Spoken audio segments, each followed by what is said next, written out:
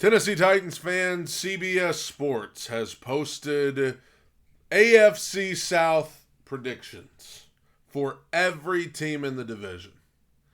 I have no idea what to expect. I mean, CBS Sports, I don't really watch a whole lot of CBS Sports, so I don't even know what kind of people they're going to have on here doing this. But let's check it out. Season predictions for every AFC South team. Oh, it's AFC South time. Texans won it last season. Jags and Colts are up there in odds, looking to push them this season. The Titans, maybe they take a step forward as well with Will Levis taking the reins for his first full year as a starter. Our Evan Washburn was at Jags camp recently and talked with Trevor Lawrence about his big new contract. Oh, yeah. Obviously, contract stuff and being here in Jacksonville, really excited just for this to be home for the future. I mean, more than anything, obviously, money's great. That's exciting and very grateful for that. But just to have this solidified as home for even longer and to be able to keep building what we're building here. I know our best days aren't here yet, and our best days are to come. So, tied for the highest paid player in the NFL, along with Jordan Love and Joe Burrow. And as I said here right now, I only think one of those three guys deserves that right now. I mean, Jordan Love showed a lot of promise. Trevor's done some good things, but dang. Really excited for that. And for me, it's just, I got the same job to do, is to go win and to try to bring a Super Bowl here. And just because now I have a contract with it doesn't change anything for me. Well, Pete Prisco thought their best days were going to be last season when he picked them to go to the Super Bowl in the AFC. Pete is here to WNL. They said he picked him to go to the Super Bowl last year, and this Pete Briscoe, I believe it was, goes, Everybody in this division, including the Jags and Ryan Wilson, this is kind of a juxtaposition here. Usually Ryan does something and you tear it apart like a mock draft. Well, fun. I got to tear his apart later on. In the show. Okay, so let's start with the Jags. Last year you picked them to win the AFC. Their win total is 8.5 this season. What do you see from Jacksonville? Well, as bad as they were a year ago, they won 9 games. And so that doesn't tell the whole story. They were 8-3. And then they went 1-5 the rest of the way. 1-4. I mean, that's a terrible end of the year. 1-5. 1-4, 1-5. Yeah, they play 17 games now. They ended 9-8, right? So yeah, they ended 1-5 over the last 6 games. Keep forgetting they add that extra game at the end of the year now. I'm not used to it yet. So 9-8. So they were 8-3. They finished 1-5. Had the AFC South right in front of them. So you're not telling the whole story when you say they still won 9 games. They melted down. The division's tougher. It's going to be hard to win in that division for everybody across the board because there's a lot of good young quarterbacks in that division. But I think Jacksonville's going to be a better team than they were a year ago. But I'm not sure they're going to win more games. I think their schedule's tough. Like I said, the division's tougher. So I have them winning 9 games this year, 9-8 as they rip through the schedule. And you look at it. I mean, out of the gate, you have 4 tough games right from the start. I mean, you look at that. I didn't see he has where they win and lose. How does he got them against the Titans? He's got them losing. He's got them splitting with the Titans. Losing one. Brutal way to start. And if they can navigate through that at 2-2 or 3-1, then I think they have the chance of a successful season. But they are a better football team this year than they were a year ago. And they've learned how to win and deal with bad problems. They didn't know how to handle. What? Did you see how the season ended? They've learned how to deal with problems. The snowball started rolling and they couldn't stop it. Handle it last year when things went bad. They're better apt and capable of handling that now. I'm not sure how they learned how to win when they lost all those games down the stretch to get to 9-8. But I do agree with your other point, Pete. I think this is a much better football team, and the record may not reflect that. They may have the same 9-8 record. And I went through your wins and losses to try to pick it apart. I don't have a lot to push back on. Maybe they lose at the Dolphins in week 1, or maybe they struggle against the Browns in week 2 if Deshaun Watson's healthy. But they could win those games easily. And then the only other 2 games I could come up with, maybe they can beat the Bears on the road in the middle of the season. And a few weeks later, they play at Philly. But again, those are road games against tough opponents. opponents. We don't know what those teams are going to look like in terms of where they are in their journey through the season. So 9-8 feels about right. I think you're right. This is a better football team. I have questions about the wide receiver position after Christian Kirk. Brian Thomas Jr. is a rookie, and he's a big play threat, but he's still learning the position. I think you saw him out there at camp and said as much to me. Gabe Davis is coming up for Buffalo. What are they getting from him? Obviously, they know what they have in Evan Ingram at tight end, but it all starts with Trevor Lawrence. And as realistically, I think the Jags will probably be aight. I think they'll be a middle of the pack. He mentioned to Evan there, he's got all the money that he needs. Now it's a matter of going out there and playing week in and week out. Just of note, Pete was also there that day. He made sure to let us know that he was at Jags camp that day. Trevor would only talk to Evan. I don't know what happened there. Well, I got Josh Hines Allen. He changed his name. He did change his name. That was actually a good one because he actually had a screensaver from a year ago from when I said they didn't have a game record on his phone the entire year. It said 41 game record. Look at you. And so I told him he owes me some of that contract that he signed. And did he agree to give you some of that? No. Of course not. All right, we're going to look at the Texans now. They won the division with 10 wins last season, but they added Stephon Diggs. Right now, win total is set at 9.5. But you don't know. I can't believe their win total is not higher than that. Just because, I mean, what were they? They were 10-7 last year. I mean, people act like they were just. They talk about them like they were 17-0. They were 10-7, and they barely won this division from Gardner. Diggs is going to be good or bad for that team. What do you think? Well, he wasn't good for the Bills in the last couple of years, and he wasn't good on the football field the last 10 games of the season last year. If you go look at his numbers, they were below average, to be honest with you. And being in Buffalo last week, or Rochester when I talked to the Bills, I can tell you they're not too sad that he's gone. And, you know, look, he's going on a one-year deal, so he's probably going to be on his best behavior with the Texans and try and get a long-term contract. He turns 31 in November. That's old for... Isn't that interesting? I've heard an awful lot about Calvin Ridley's age this offseason. I've heard an awful lot about DeAndre Hopkins' age. I haven't heard any of these people talking about Stephon Diggs being 31. He's older than Calvin. I haven't heard anybody talking about Stephon Diggs' age. An NFL wide receiver, so you got to be careful with that. I just don't know how this team's going to handle being the hunted. You know, last year they surprised a lot of people. Yes, CJ Stroud, you know, if he has the same type of season he had last year, he's on his way to being truly special. But that's a bit, you know, we don't know if he can. Sometimes wow!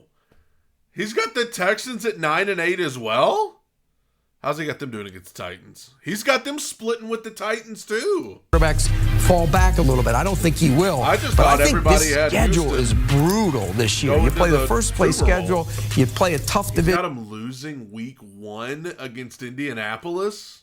I just think it's going to be tough to navigate. I don't see them getting past 9 wins. I got them at 9-8. Wow.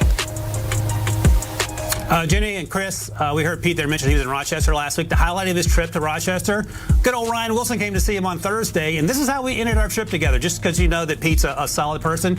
We sat on a park bench and we had some ice cream, and that's a true story. Really? So think about that. Sweet. You got Pete Very to nice. eat food? That's the first time that's happened in over a year. No, it was good. That ice cream place is the best ice cream place anywhere. What is it? It's a dairy.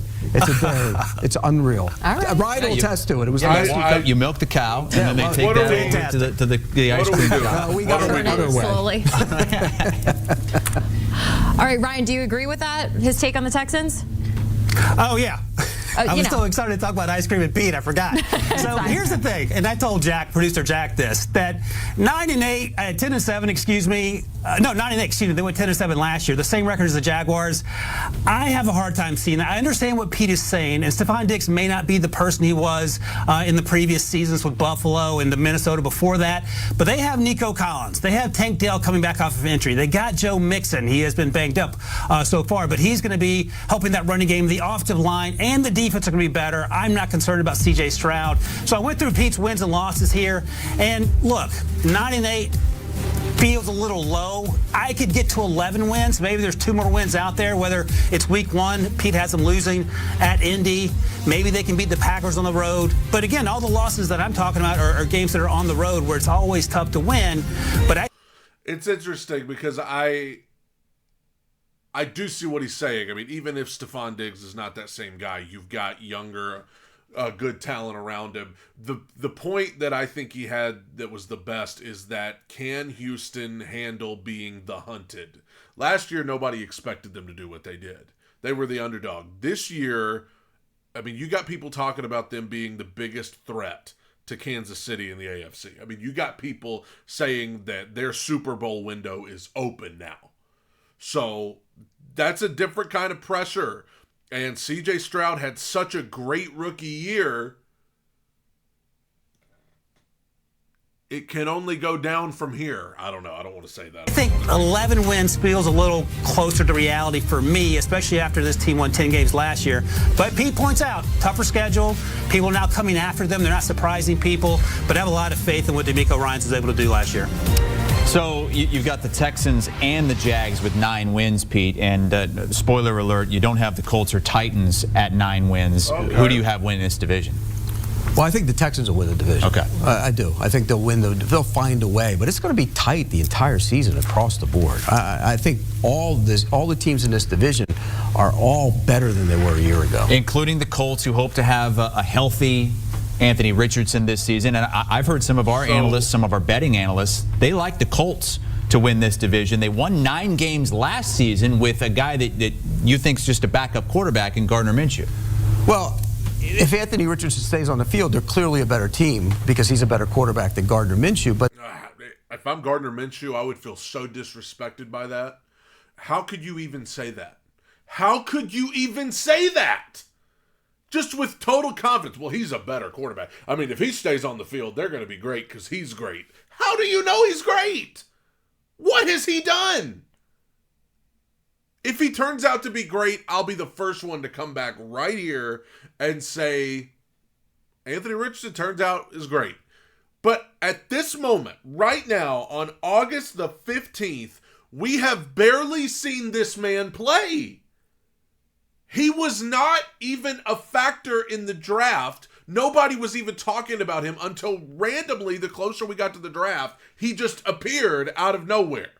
Nobody was high on him when he was at Florida. He's played in like 2 games, and we are still making blanket statements such as, well, he's going to be great. Based on what? Practice clips?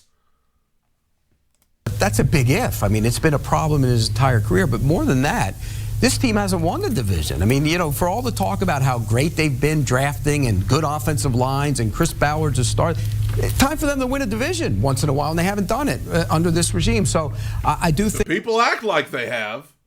Plenty of people that are like, every year they're high on the Colts. Every year. I think it's a big year for them from that standpoint. They have questions in the secondary, particularly. I mean, I hate to keep pausing, but I remember when I was told Carson Wentz, the Carson Wentz-led Colts. The Phillip Rivers-led Colts. They're going to be great. Matt Ryan is coming to Indianapolis. He's going to resurrect his career. Like, every year we are told that whoever's playing quarterback for Indianapolis is going to be great. I think they'll be better than they're going to be a better team than they were a year ago, but not quite win as many games. So I do think that they're going to push for the division title, but I think in the end they're going to win 8 games. 2014, the last time they won the division. Has it been that long? 10 years now, Ryan. What do you think? Yeah, I think Pete's right on with this one. 8-9, maybe 9-8. They were 9-8 last year with Gardner Minshew, of course, after Anthony Richardson got hurt. But it comes down to their now second-year quarterback, former first-round pick. They're using kid gloves with him in terms of bringing him back from that shoulder injury. He only played a handful of snaps in the Week 1 preseason game. Missed some throws, perhaps rust. Maybe it doesn't matter. I'm not concerned about that. He did run the ball one time and got out of bounds, which is what So we think he's going to be great, and even when he does things that are not great, it doesn't matter. We know he's going to be great just because we want him to. We're going to speak it into existence. He has to be. He cannot take hits. As Pete's favorite player in this division, we'll talk about in a second, took a couple hits he shouldn't have taken in that Week 1 preseason game. But I think the Colts are probably right around 500. We'll need some breaks to get above 500. But the questions that Pete point out are the same ones that I have. So your favorite player got to be Will Levis, right? The Mayo man. Well, I mean, gotta be I don't have a Levis. favorite player. I can't even get mad at the Mayo references now that Will is feeding into it and doing the commercials. Like, he's got the cologne. You're asking for the mayonnaise references at this I just think he's going to be a star quarterback. in Okay, this so league. they won 6 right. games last season. The total now 6.5. Which way are you going? I have him going over, but barely.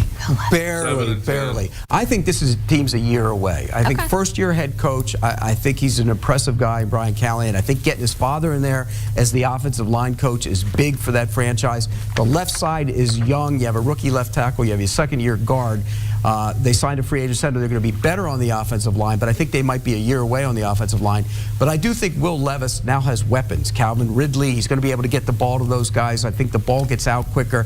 He's so much more comfortable with where he is as a quarterback in this offense. Do you think every team in this division is better than they were last year? I do. I think this division is sneaky good, and I think they're going to cannibalize each other. I think it's That's interesting that the division's going to be good, but the winning team is only going to be 9. It's going to be tough to win at the other guy's spot, no matter where you're playing. So it's going to be a tough division. But I think they'll win 7 games, and watch out for them a year from now. All right. Brian?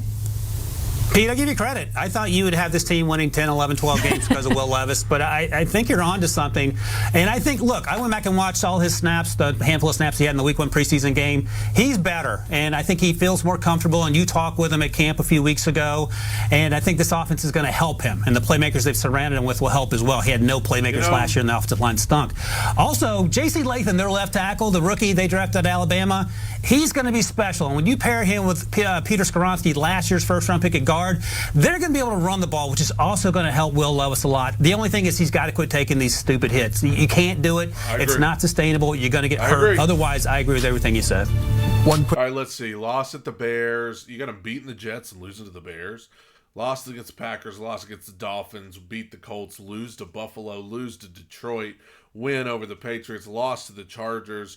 Beat the Vikings. Lose to the Texans. Beat the Commanders. Beat the Jaguars. Lose to the Bengals, Colts, Jags, then beat the Texans. Okay. They Quick note on the Titans. It's On the like defensive the side NFL schedule. They the can ball, sneak something. Denard Wilson, the defensive coordinator, is a future head coach in waiting, and everybody They are high raves about on him as a coach. So keep an eye on them. He came from the Ravens. He's going to be a heck of a coach.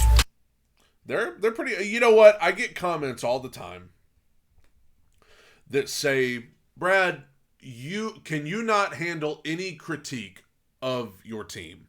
I get comments all the time that say, Brad, can you not handle any take that is anything other than the Titans are going to be awesome?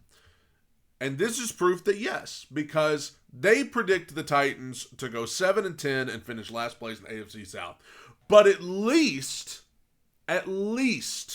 they have reasons that could be seen as valid. I cannot take people seriously that come on and they say, I think the Titans' offensive line is going to be bad because it's been bad the last 2 years. I can't take that seriously because Bill Callahan's here now, and it's going to be 4 out of 5 new starters from last year to this year.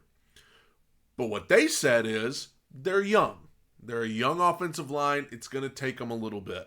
Okay, that's at least respectable. That's at least a respectable opinion.